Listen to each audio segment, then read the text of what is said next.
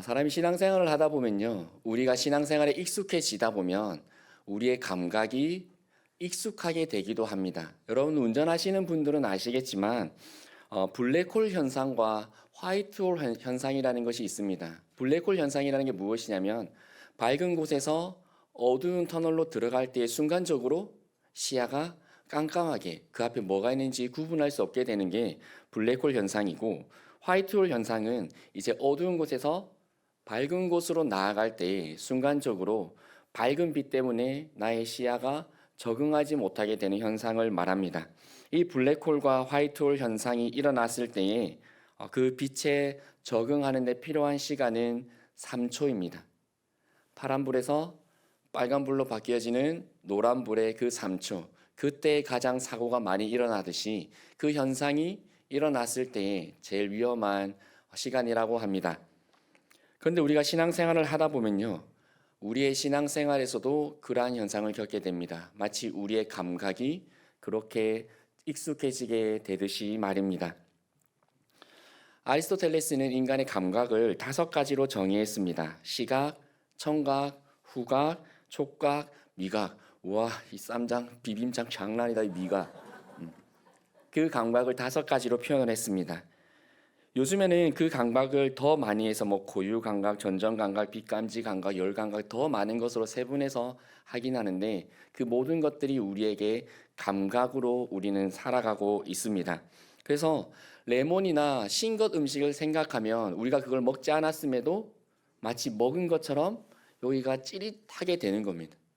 안 먹었는데 먹은 것처럼 몸이 반응을 하는 겁니다. 그러한 것들이 우리의 몸에 있다라는 것입니다. 예를 들어 보겠습니다. 저의 예를 잠깐 들어보면 저랑 제가 83년생이거든요.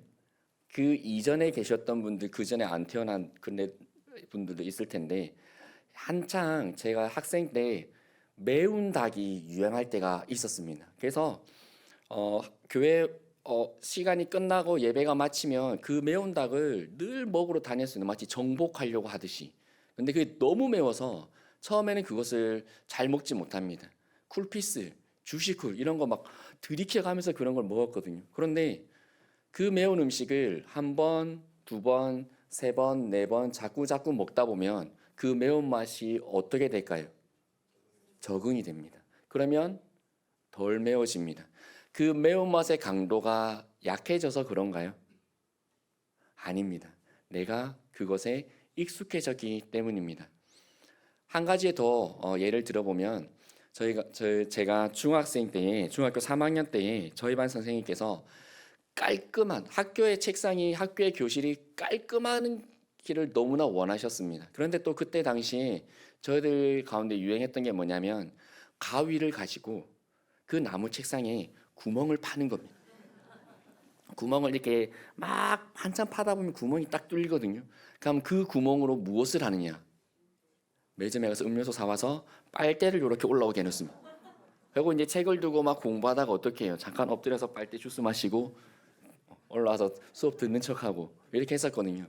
선생님께서 그게 너무 싫으셨나 봐요. 그래서 두꺼운 마분지를 이제 환경미화 부장으로 저를 시키시고 두꺼운 마분지와 박스 테이프를 한 박스를 사오셔서 책상을 다 덮어라 하시는 겁니다.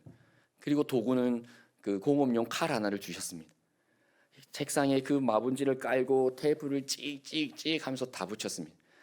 나중에 그거에서 구멍 찾아서 음료수 마시는 재미가 정말 좋았었거든요. 그런데 어쨌든 다 덮었습니다. 그런데 중학교 3학년이 그 책상들 다 덮고 있으니까 손이 얼마나 많이 베었겠습니까?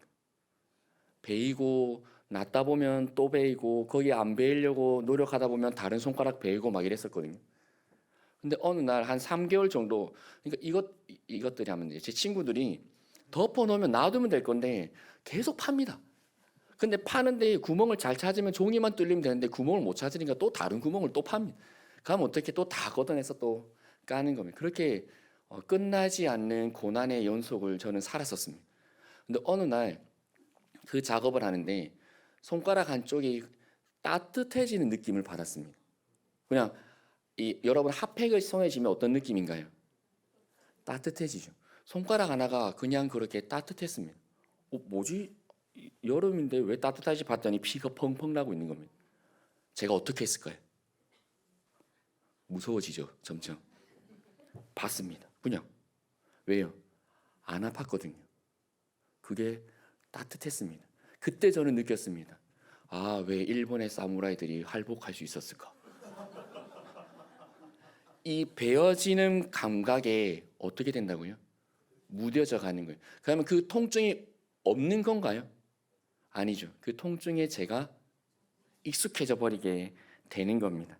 그래서 감각이라는 것은요, 늘 우리를 속입니다. 여러분들 이 시각 테스트나 그런 착시 현상 이런 거 보면 한 번씩 이렇게 보셨죠? 분명히 직선인데 곡선으로 보이는 거, 분명히 같은 길인데 다른 길이로 보이는 거. 우리는 우리의 감각에 사실은 속고 살아가고 있습니다. 그것이 나를 속이고 있는지도 알지 못하게 우리는 그것을 속고 살아가고 있습니다. 세빛교회는 코로나 기간에 어떠하셨었나요? 코로나 기간에 정말 많은 한국 교회들이 힘든 시간들을 보내며 그 시간들 가운데에 신앙으로 살아남기에 몸부림치며 살았습니다. 그런데 코로나 기간을 거치고 여러 가지 특징들이 있겠지만 대표적으로 한 가지의 큰 특징이 생긴 것이 무엇이냐면 핸드폰으로 유튜브를 정말 많이 보게 되었습니다. 우리 어르신들도 유튜브로 핸드폰을 굉장히 많이 보시게 되었어요. 왜? 예배를 온라인으로 드렸어야 되니까. 그러면 우리가 온라인으로 핸드폰으로나 TV로 예배를 다 드렸어요. 예배하고 목사님 축도가 끝나고 광고를 듣고 할렐루야 하고 TV를 핸드폰을 끄나요? 아니죠. 그 영상이 끝나면 무엇이 뜨나요? 추천 영상이 뜹니다. 그럼 그 추천 영상들이 어떤 기준으로 뜨는지 아시나요? 알고리즘. 내가 예전에 관심 있게 보았던 영상들을 중심으로 이 AI가 그것들을 선별해서 탁 뜨게 만듭니다. 그럼 호기심이 생기잖아요. 그럼 들어가서 봅니다. 그게 끝나면 어떤 현상이 일어나나요? 그 다음 영상이 뜹니다. 그렇게 보고 하면서 살아갑니다. 그러면서 저희가 어떻게 되나요? 점점 핸드폰에 유튜브에 그 영상에 점점 익숙하게 되는 거죠. 그러면 그러한 것들을 보다 보면 거기서 나오는 것들에 우리가 익숙해져 가다 보면 우리의 감각이 거기에 속아 넘어가게 됩니다. 여러분들 제가 한 가지 이야기를 해볼까요? 한 남성이 자신이 사랑하는 사람을 위해서 수백 킬로 떨어져 있는 곳을 최선을 다해서 열심히 달려옵니다. 온갖 역경을 견디며 주위 사람들의 반대에도 불구하고 변함없는 자신의 사랑을 고백하기 위해서 달려옵니다. 그리고 자신이 그 사람을 사랑한다는 것을 그 주변에 수많은 반대가 있음에도 나는 당신에 대한 사랑을 변하지 않겠다는 것을 고백합니다. 그 모습을 본 주변의 사람들이 와, 진짜 사랑이 너 정말 사랑이구나 라고 축하를 해줍니다. 그러면서 두 남성은 서로 사랑의 삶을 살아갑니다. 여러분은 어떻게 느끼시나요? 아름답다라고 느끼시나요? 아니면 이 결말에서 어쩐지 백 목사가 저런 얘기를 해나가더라 하시나요? 저희가 중고등부 담당하고 교육자 했을 때 처음에 동성애 강의를 하고 아이들에게 피드백 영상을 받았을 때에 지금은 이제 그 청년들이 그 학생들이 다 그 생각들이 이제 바르게 잡혀졌었는데 그때 당시에 처음 하고 났더니 피드백 그 설문지에 이런 피드백들이 몇 개 있었습니다. 목사님 마음이 불편합니다. 목사님 그것들을 사랑이 아니라고 말씀하시니까 제 마음이 불편합니다. 라는 피드백들이 실질적으로 있었습니다. 여러분들 우리의 가정을 떠나 있고 타지에서 신앙생활하고 살아가고 있는 우리 자녀들이 어떻게 살아가고 있는지 여러분들 점검해 보시나요? 그들의 감각이 그들의 신앙이 어떻게 나아가고 있는지 여러분들 어느 만큼 점검하고 계신가요? 우리 청년들 우리가 보고 살아가는 그러한 삶의 수많은 아름답고 달콤한 이야기들을 어느 만큼 점검하고 살아가고 있는지 우리가 한번 생각해 보았으면 좋겠습니다. 현대 가족상에서 웃기고도 슬픈 얘기가 하나 있는데 제가 한 가지 해드리겠습니다. 한 중년 남성이 SNS에 글을 올린 겁니다. 어느 날 아내가 동창회 다녀왔는데 기분이 안 좋아 보였다. 그래서 조심스럽게 물어보았다. 다른 친구들이 혹시 명품 옷 입고 왔어? 그러자 아내가 대답했다. 아니, 됐어. 다시 아내의 눈치를 보면서 물었다. 혹시 다른 친구들이 다 명품백 가지고 있었어?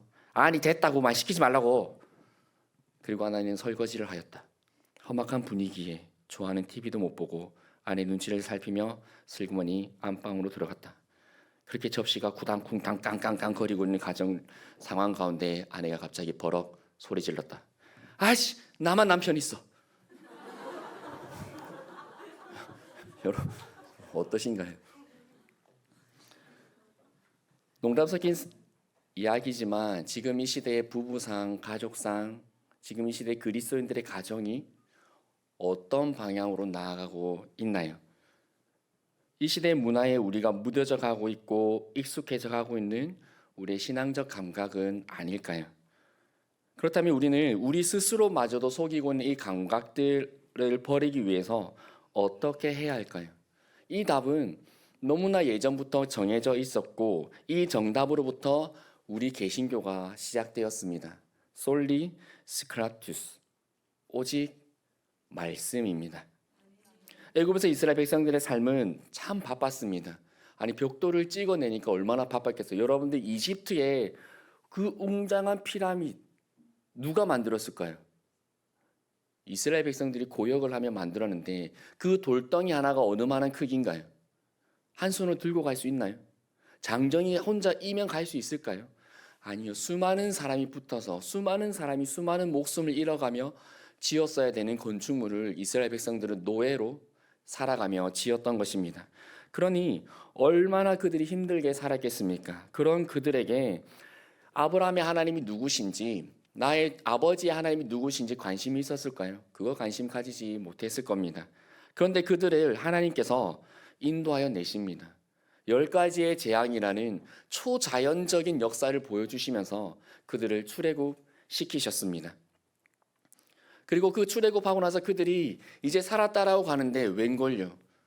애굽의 왕 바로가, 이집트 왕 바로가, 파라오가 정신을 차리더니 실수했다. 쟤네들 보내면 안 되는데 하고 남아있던 모든 군대와 자신이 함께 그곳을 쫓아갑니다. 사람들이 도망가봤자 얼만큼 달려갈 수 있겠습니까? 말이 쫓아오는데 얼만큼 빨리 먼 거리를 늘릴 수 있겠습니까? 시간이 지나갈수록 그들의 거리는 점점점 좁혀갔을 겁니다. 그런데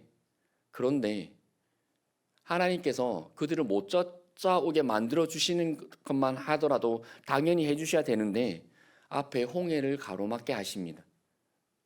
이제 그들은 영락없이 죽었다라고 생각을 했을 겁니다. 그런데 무슨 일이 일어나나요? 홍해가 갈라집니다. 와, 여러분들 얼마나 짜릿했을까요? 여러분들 우리 영상 보면 구급차가 지나가는데 막 차들이 비켜주는 그 홍해 갈라진다라고 표현하잖아요.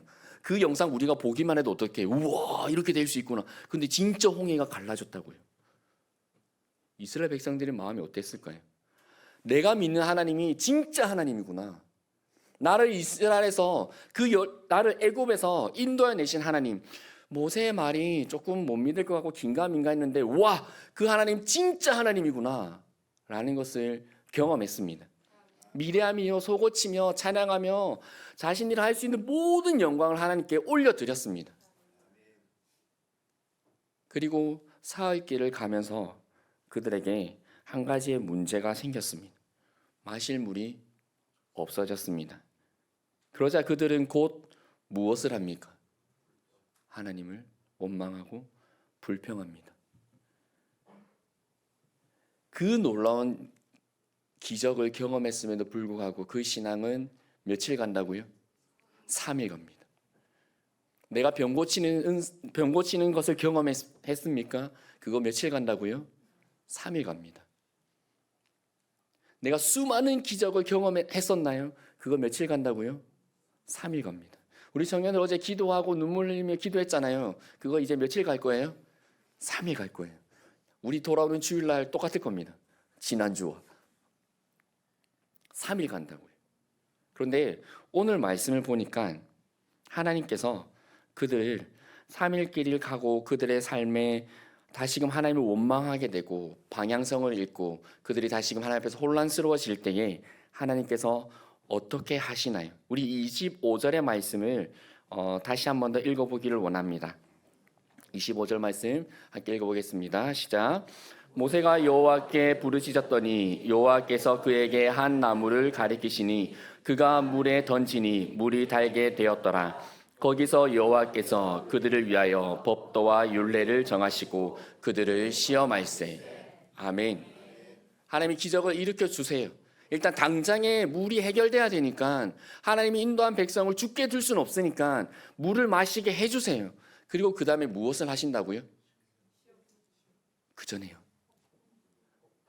법도와 율례를 정하십니다.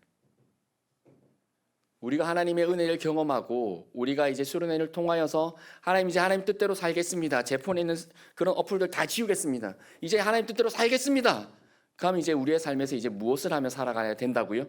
하나님의 법도와 율례를 지키며 살아가게 하나님이 하신다는 겁니다. 여러분들 스타트 300. 제가 올해 저희 청년들이 이제 청년부를 맡게 되었거든요. 그러면서 사실 제 마음속에 세빛교회 한번 같이 수련회 오고 싶었습니다. 왜냐하면 제가 처음 김 목사님 여기 이제 부임하시고 2008년도였죠. 2008년도에 처음 이제 그 초등부 아이들 수련회 시작하면서 이제 만났었는데 왔는데 통로사가 300m 앞에 있더라고요. 그래서 제가 그때 어떤 마음으로 하나님께 기도했냐면 하나님 여기는 정말 믿음의 최전방이군요 라는 마음으로 왔습니다. 부산진교회 여러분 혹시 몇 년 되셨는지 아시나요? 우리 몇 주년이지? 133주년이죠. 영남 이래로 가장 오래된 교회입니다. 저는 어떻게 묵상을 하냐면요. 부산진교회는 저기 사령탑 그리고 세빛교회는 최전방 그 전방이라고 생각합니다. 그래서 본부에서 신앙생활하던 아이들을 한번 최전방으로 이끌고 오고 싶었습니다. 그래서 이곳에서 그리스도인들이 어떻게 신앙생활하고 있는지 여러분 우리 청년들 뭐가 다른지 혹시 느껴지나요? 지금 졸려요. 얘들 졸려요. 지금 이틀 동안 얘들 잠 안 잤거든요. 어제 뭐 6시에 자고 사실 자라고 해도 안 잘 거 알기 때문에 제가 재우지 않는데 진짜 안 자더라고요. 자기들이 중고등학생인 줄 알아요. 이제 막 새벽 2시, 3시 막 눈 감기고 쓰러지면서도 안 쓰러지려고 막 무엇이 다른 혹시 느껴지나요? 가고 속도가 다르지 않나요? 느꼈죠? 여러분들 우리 교회에서 성경 봉독하는 속도와 새벽에 성경 봉독하는 속도 같아요, 달라요? 저도 못 따라 읽겠더라고요. 저 담임 목사님 처음에 그 주일 이제 처음 시작하고 성경 봉독하시고 하시는데 못 따라 읽겠더라고. 왜 이렇게 빠르지? 사도신경 못 따라하기 오랜만이었습니다. 속도가 다르죠. 그게 여기가 최전방이라는 저는 의미라고 생각을 합니다. 느긋하게 신앙생활할 수 없는 곳이거든요. 치열하게 살아가야 하는 곳이 이곳이거든요. 예전에 벽 색깔 회색이었었는데 이제 하얀색으로 바뀌었네요. 그렇죠? 회색은 저도 얼마 전에 회색 입으니까 교회 성도님들 왜 승복을 입고 왔냐고 하시던데 이제는 아닙니다. 최전방 믿음에서 신앙생활하고 있는 분들의 모습을 한번 여러분들이 보고 도전받았으면 좋겠다라는 마음으로 여러분들과 만나자마자 사실 이곳에 왔습니다. 최전방에 있을수록 그리고 우리가 신앙생활하고 익숙해질수록 어떻게 우리는 감각에 의존하려고 하는 마음들이 계속 듭니다. 왜냐하면 급하니까 얼른 이 상황을 나가야 되니까. 그런데 이스라엘 백성들의 그러한 상황 가운데 하나님께서 그들을 물을 마시게 하시고 나서 그들을 딱 정지시키시고 거기서 무엇을 하셨다고요? 하나님의 말씀을 주십니다. 더 큰 기적을 보여주신 게 아니라요. 구름기둥, 구름기둥, 불기둥이 갈 수 있게 되면 왼쪽 한 켠에 물기둥 가도 되지 않나요?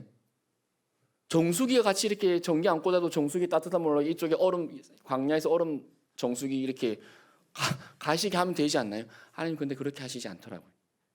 그곳에서 말씀을 주십니다. 전방에서 이 최전방에서 신앙생활 하신 우리 새벽교회 성도님들 정도면 그 스타트 300 하면 아마 한두 분 빼고는 다 참여하시죠? 네? 저는 이 웃음의 의미가 뭔지 압니다. 그래도 목사 짬밥이 있는데, 그렇죠? 여러분들, 우리는 계속해서 말씀으로 돌아가야 됩니다. 우리가 신앙생활 하다 보면요, 이 말씀 본문 딱 정하면 사실 성도님들 대충 무슨 설교하신지 아실 거예요. 그렇죠? 대충 이 본문, 담임 목사님이, 아니 목사님이 이런 설교 하시겠다. 그런 설교 하신 걸 충분히 알고 담임 목사님 안 계시는데 설교를 하실 수 있을 만큼 안다 하시더라도 우리는 다시 무엇으로 돌아가야 되나요? 말씀으로 돌아가야 합니다. 그 말씀에 생명이 있고 그 말씀에 하나님의 계획이 있고 그 말씀에 하나님의 능력이 있는 줄 믿습니다. 이 정도 말했으면 이제 아까 신청서 내시던데 이제 200장 정도 신청하시겠죠. 자, 다시 해볼게요. 이 정도 얘기했으면 이제 신청서 내시더라고요. 완전 외운 것 같죠. 이 정도 신청서 내시더라고요. 이 정도면 한 200분 정도 신청하실 수 있으시겠죠. 아멘. 너희들 밥 맛있다고 여기 와서 성경 읽고 있지 마라. 말씀으로 돌아가야 됩니다. 하나님께서 더 놀라운 기적을 보여주시는 것보다 더 중요하게 생각하신 것은 우리가 다시 말씀으로 돌아가는 것입니다. 그리고 하나님께서 이제는 그 말씀을 통해서 우리의 삶에 역사하실 겁니다. 그 말씀을 통해서 우리가 나아갈 바를 알게 해주실 것이고 그 말씀 속에 역사하신 하나님이 얼마나 대단하신지를 깨닫게 하여 주실 겁니다. 내가 새 영을 너에게 부어줄 것이니 그 영이 우리에게 부드러운 마음이 되어지고 내 속에서 그 말씀이 끊임없이 생각나게 해주시고 그 말씀대로 살아나게 해주신 능력들과 은혜가 우리 새벽교회 성도님들 그리고 우리 부생교회 청년들에게 가득하기를 소망합니다. 그래서 바울은 디모데후서 3장 14절 17절에 이렇게 말합니다. 제가 읽어드리겠습니다. 그러나 너는 배우고 확신한 일에 거하라. 너는 내가 누구에서 배운 것을 알며 또 어려서부터 성경을 알았나니 성경은 능히 너로 하여금 그리스도 예수 안에 있는 믿음으로 말미암아 구원에 이르는 지혜가 있게 하느니라. 모든 성경은 하나님의 감동으로 된 것으로 교훈과 책망과 바르게 함과 의로 교육하기에 유익하니 이는 하나님의 사람으로 온전하게 하며 모든 선한 일을 행할 능력을 갖추게 하려 함이라. 아멘. 다시금 말씀을 붙드시기를 바랍니다. 알고 있는 말씀이면 더 좋잖아요. 한 번 더 확인해 볼 수 있으니까. 그런데 어떻게 우리가 성경을 다 알고 있겠나요? 똑같은 말씀을 들어도 그때 또 다른 은혜를 주시고 모르는 말씀을 또 보여지게 해주시고 잊었던 말씀을 다시 기억나게 해주시고 잊었던 약속을 말씀을 통해 회복하게 해주시고 잊었던 소원을 다시금 하나님께 힘내어 달려갈 수 있게 해주시는데 우리가 어떻게 말씀을 소홀히 할 수가 있겠습니까? 이렇게 이스라엘 백성들에게 하나님께서 말씀과 그 법도와 율례를 가르쳐 주시고 27절에서 그것을 의를 행하며 살아가는 자들에게 그리고 하나님의 말씀을 지키며 살아가기로 다짐한 자들에게 드디어 그들을 인도하시는 곳이 있는데 바로 물샘 열둘과 종려나무 이른 구루가 있는 장소로 인도하십니다. 물 쫄쫄쫄쫄 나오는 것 나무까지 던져서 이제 조금 단물이 돼서 마시고 급급하게 살아가는 인생이 아니라 모든 민족들이 완전하게 편안하게 쉴 수 있는 그 그늘의 장소로 그 생명수의 장소로 그들을 인도하시는 겁니다. 언제요? 다시금 내가 말씀 앞에 설 때에 다시금 내가 말씀을 붙들 때에 내가 익숙하게 해왔던 감각들을 버리고 낯설지만 그 낯선 말씀을 다시금 붙들 때에 그것이 우리의 엘림이 될 줄 믿습니다. 그곳에서 하나님께서 놀라운 역사를 다시금 일으키실 줄 믿습니다. 이제는 250분이 작정하실 줄 믿습니다. 말씀으로 돌아갑시다. 우리 청년들 은혜 많이 받았고 이제 은혜 받은 걸 결심하고 이제 내가 이 은혜를 내가 받았던 은혜가 진짜 은혜인가 내가 이 은혜 받은 삶을 어떻게 살아가야 될까 고민이 들 때에 다른 고민 하나도 괜찮아요. 무엇을 하고 있으면 그것이 맞을까요? 내가 오늘 하나님의 말씀으로 돌아가서 살아가고 있는가를 점검하면 여러분들이 수련회 때 받았던 은혜를 지켜나가고 있는지를 분명하게 알 수 있을 겁니다. 그렇게 말씀으로 말미암은 복과 은혜가 우리 새벽교회에 넘치시고 우리 부산진교회 청년들의 여러분의 삶을 하나님께서 세워나가신 은혜가 있기를 주님의 이름으로 소망합니다. 함께 기도드리겠습니다. 주님 이 시간 또 주님의 말씀을 붙들며 기도합니다. 태초에 천지를 창조하셨던 하나님의 그 말씀이 육신이 되어 우리 가운데 거하심에 하나님의 독생자의 영광이라 말씀하신 주님, 이제 주님께서 십자가에 달려 돌아가시고 또 우리를 위해 부활하셔서 하나님 보좌 우편에 앉으시고 또다시 보혜사 성령을 보내셔서 저희들의 마음속에서 저희들의 삶에서 또다시 말씀으로 역사해 주심을 믿습니다. 하나님, 가장 중요하기에 어쩌면 가장 소홀해지기 쉬운 것, 가장 필요하기에 어쩌면 가장 가까이 하기 어려운 것, 이 말씀을 다시 한 번 더 우리가 붙들기를 원합니다. 그래서 그 말씀을 통해 지금도 살아계신 하나님을 경험하게 해주시고, 과학이 발달해 가면서 점점 영적인 것이 사라져가고 경건의 모양은 있으나 경건의 능력은 부인하는 시대에 여전히 하나님은 살아계시고 말씀 가운데 역사하시고 말씀 가운데 기적을 베풀어 주시고 말씀 가운데에 은혜 세워주신다는 것을 분명하게 보여줄 수 있는 저희들 되게 하여 주옵소서. 하나님 지켜봐 주시고 저희가 또 말씀으로 살기 위해 몸부림치며 달려가겠사오니 성령님 언제나 저희들을 도와주시고 인도하여 주시고 말씀 위에 세워 주옵소서. 예수 그리스도 이름으로 기도드리옵나이다.